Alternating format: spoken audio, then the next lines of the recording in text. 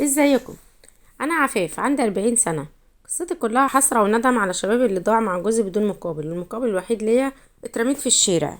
انا اتولدت في احدى قرى محافظه القليوبيه لاسره على قد حالها. ابويا وامي كانوا بيشتغلوا باليوميه في الاراضي الزراعيه بالقريه. تعلمت لعند المرحله الاعداديه وخرجت من المدرسه لعدم قدره والدي على الصرف عليا. اشتغلت انا كمان معاهم في الاراضي الزراعيه، ولما وصلت 17 سنه تقدم لي شخص اسمه سعيد. كان عنده 25 سنه وشغال في مزرعة على طريق القاهرة لاسكندرية الصحراوي، وأهلي وافقوا عليه. وبعد سنة خطوبة اتجوزنا، وكنت عايشة معاه في بيت أهله اللي كان فيه أبوه وأمه وأختين وأخ صغير. وبعد أسبوعين من الجواز انتقلت معاه للمزرعة اللي شغال فيها. كانت مزرعة فيها أشجار فاكهة، وكان فيها معلف للعجول كبير، وغرف كمان لتربية الطيور المختلفة. كنت أنا وهو اللي شايلين شغل المزرعة بالكامل. كان بيبدأ يومنا من بعد صلاة الفجر لعند أذان العشاء، وكنا الحمد لله مبسوطين ومرتاحين البال. استمر الحال كده لمدة 17 سنة، شفت فيهم كل ألوان التعب والمشقة والذل بمعنى الكلمة، ولكن كنت بنسى ده كله في سبيل جوزي اللي كان بيعاملني معاملة كويسة. في السنين دي كلها رحنا لأكتر من دكتور عشان موضوع الخلفة، واتضح بعد السنين وفحوصات كبيرة جدا ان العيب في جوزي هو اللي ما بيخلفش. فقلت بيني وبين نفسي دي إرادة ربنا، وانا رضيت باللي ربنا قسمهولي. في السنة ال17 كنا عملنا مبلغ كبير جدا من شغلنا في المزرعة، والإكراميات اللي كنا بنحصل عليها من أصحاب المزرعة ومن التجار اللي كانوا بيجوا يشتروا عجول من المزرعة.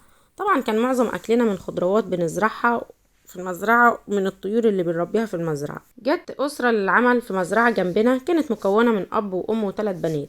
كان بينا وبينهم علاقة ود وزيارات.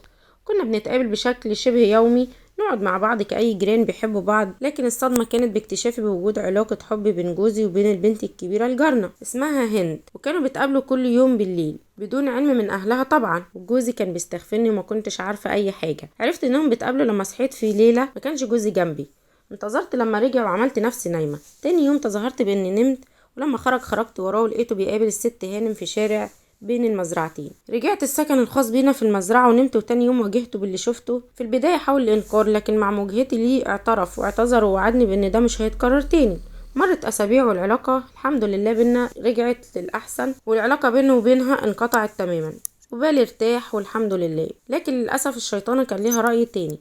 فضلت وراه لعند لما جالي في يوم وقال لي انه هيتجوزها. فقلت له لو جوازك منها يعني طلاقي منك. كنت بقول كده وانا مستبعده نهائيا انه يبيعني عشانها، لكن الصدمه الكبيره انه قال لي هطلقك واتجوزها. بعد العمر كله باعني عشان شيطانه عرفها في اقل من سنه.